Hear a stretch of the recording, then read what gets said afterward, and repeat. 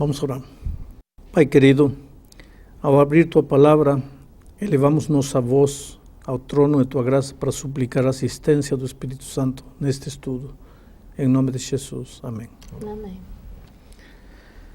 Para começar o estudo de hoje, vamos a ler 1 de São João, capítulo 4, versículo 1, diz assim: Amados, não deis crédito a qualquer espírito, antes provai os espíritos, se procedem de Deus, porque muitos falsos profetas têm saído pelo mundo fora. Interessante. A advertência de Deus através desse texto é que muitos falsos profetas têm saído pelo mundo. Ora, se há muitos falsos profetas, quer dizer que há também algum profeta verdadeiro. Porque para ver o falso tem que ver o verdadeiro. Se não há o verdadeiro, não pode haver o falso. Então, há algum profeta verdadeiro ou pode haver profetas verdadeiros. A minha pergunta é: o que acontece se amanhã alguém aparece dizendo: eu sou profeta, Deus me chamou, Deus me revelou esta noite, me deu o dom de profecia, eu sou um profeta. Nós devemos acreditar, nós devemos crer, então devemos ser orientados pela palavra de Deus. E a palavra de Deus diz assim: amados, não deis crédito a qualquer espírito. Sim, não é só acreditar que qualquer um se levante, eu sou profeta. Não. Antes, diz, provai os espíritos. Então, a Bíblia nos dá pelo menos 4 provas para ver se uma pessoa é verdadeiramente profeta de Deus ou não. A primeira prova está aqui, no versículo 2 e versículo 3. Diz assim: nisto conhecereis o Espírito de Deus. Todo espírito que confessa que Jesus Cristo veio em carne é de Deus. E todo espírito que não confessa a Jesus não procede de Deus. Pelo contrário, este é o espírito do anticristo, a respeito do qual tendes ouvido que vem e presentemente já está no mundo. Primeira prova: se alguém diz, eu sou profeta, muito bem. O que essa pessoa fala e o que essa pessoa escreve confessa que Jesus Cristo é o Filho encarnado de Deus, sim ou não? Se ele não declara que Jesus é o Filho encarnado de Deus, por mais bonito que fale, por mais milagres que faça, por mais profecias que diga, ele não é Espírito de Deus. É um espírito demoníaco. Não devemos crer. Essa é a primeira prova. Se confessa que Cristo é o Filho de Deus.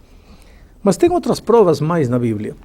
Aqui em São Mateus, capítulo 7, versículo 15, encontramos mais uma prova para ver se um profeta é de Deus ou não. Diz: acautelai-vos, versículo 15, acautelai-vos dos falsos profetas que se vos apresentam disfarçados em ovelhas, mas por dentro são lobos roubadores. Pelos seus frutos os conhecereis. A segunda maneira de ver se alguém é profeta: observa a vida. Como é a vida dele? Como é a vida familiar? Como é a vida pessoal? Como é a vida financeira? Como é a vida como cidadão? É honesto? É responsável? É equilibrado? Porque a um verdadeiro profeta se conhece pelos seus frutos. Observa os frutos. Não tenha pressa em dizer que sim ou que não. Observa e veja quais são os frutos que aparecem na vida dessa pessoa. Mas não é somente isso. Há uma terceira prova para ver se alguém é profeta de Deus ou não. Está em Isaías, capítulo 8, versículo 20. Diz assim, talvez 19.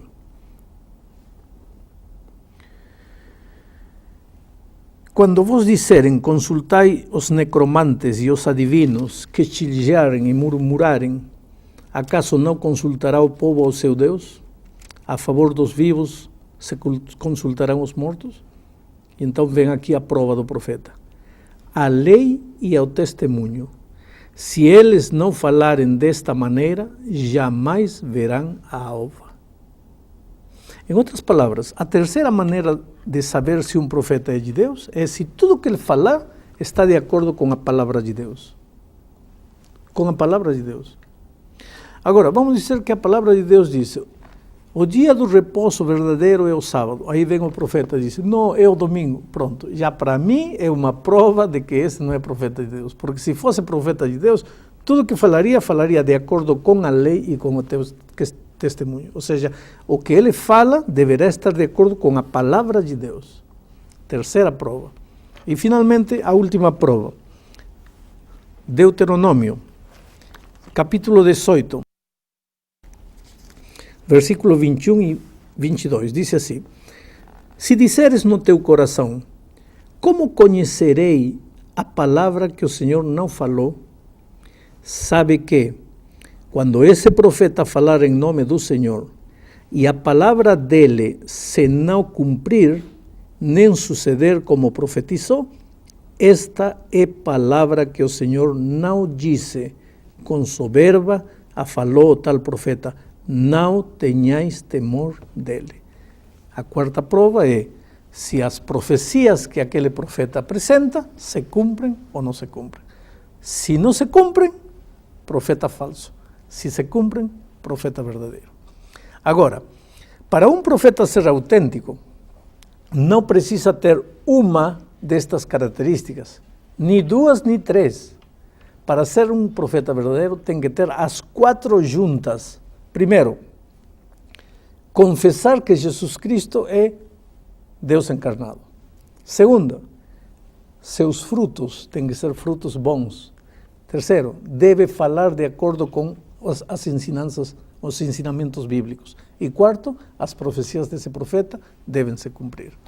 E a Igreja Adventista acredita que em nossos dias, não agora em nossos dias, mas pelo menos no século passado, estas características de um profeta verdadeiro se cumpriu na vida e no ministério de uma mulher chamada Ellen White. Por isso nós acreditamos que ela foi em vida uma profetisa de Deus. Professor, quando o senhor fala em dom de profecia, o que é dom de profecia? Dom de profecia é você ter visão? Basicamente é isso? Bom, Deus disse que o Espírito distribui dons. Não? A uns dá o dom da cura, o dom do ensino, o dom da pregação, o dom do evangelismo, o dom da profecia. Evidentemente, a Bíblia não enfatiza o profeta, enfatiza o dom que Deus deu ao profeta, o dom de profecia. Dom de profecia não é apenas ter um sonho ou uma visão. Um sonho, uma visão, todos nós podemos ter um dia na vida. O dom de profecia tem que ver com toda uma vida, todo um ministério desenvolvido ao longo de anos. Inclusive porque por causa de uma visão ou de um sonho, você não pode avaliar as quatro provas de um profeta verdadeiro para ninguém. Pastor, o senhor citou aí o nome de Ellen White, né? Dizendo que a Igreja Adventista aceita essa mulher como uma profetisa de Deus.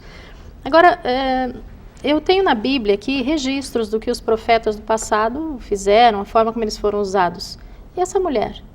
Como é que ela foi usada por Deus? Como é que o senhor pode me provar que ela foi uma profetisa de Deus? Ela foi usada da mesma maneira que os escritores da Bíblia foram usados. Ela recebeu mensagens através de sonhos, através de visões, e ela escreveu essas mensagens, e essas mensagens hoje estão escritas em uma pilha de livros que, se nós pudéssemos amontoar, daria 1,70 m, mais ou menos. Acontece que Ellen White, ela não tinha terceiro ano de primário completo, sofreu um acidente e parou de estudar. No entanto, se você lê o livro Educação Cristã que ela escreveu, ou entrega esse livro para um educador e pede para ele, me dá uma opinião desse livro.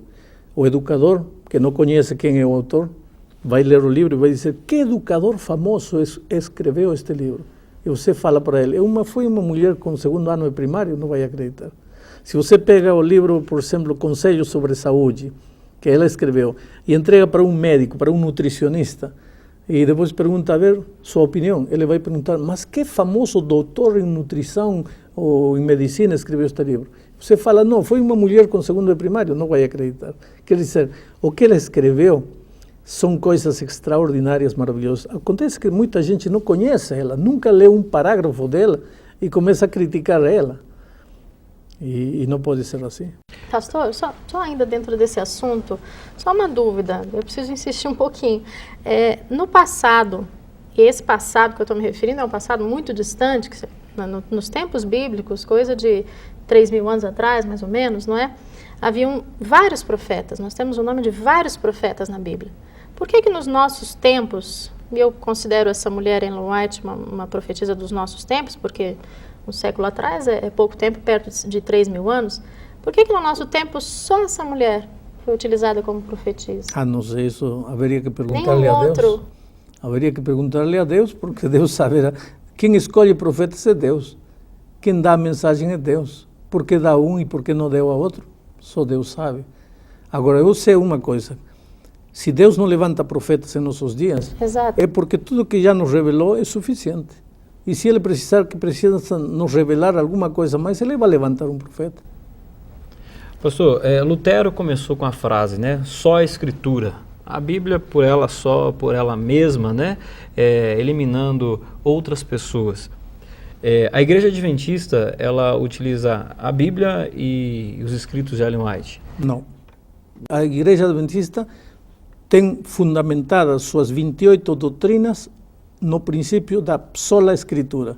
A Bíblia e unicamente a Bíblia.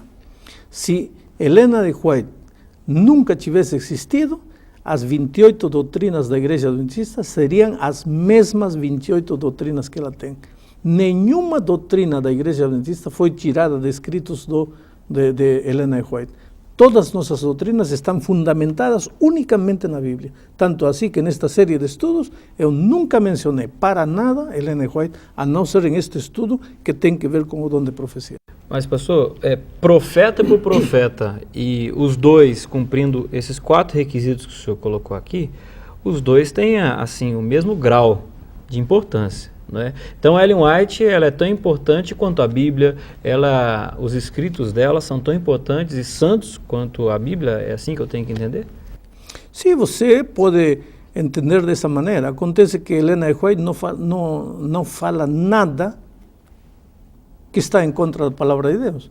Portanto, se você crê na palavra de Deus, está crendo em Ellen White, porque tudo que ela escreve está de acordo com a palavra de Deus. Nada que ela escreveu está fora da palavra de Deus. Crer nela é crer na palavra de Deus. Crer na palavra de Deus é crer nela. A não ser que ela, num momento, tivesse dito, isto aqui vai mudar.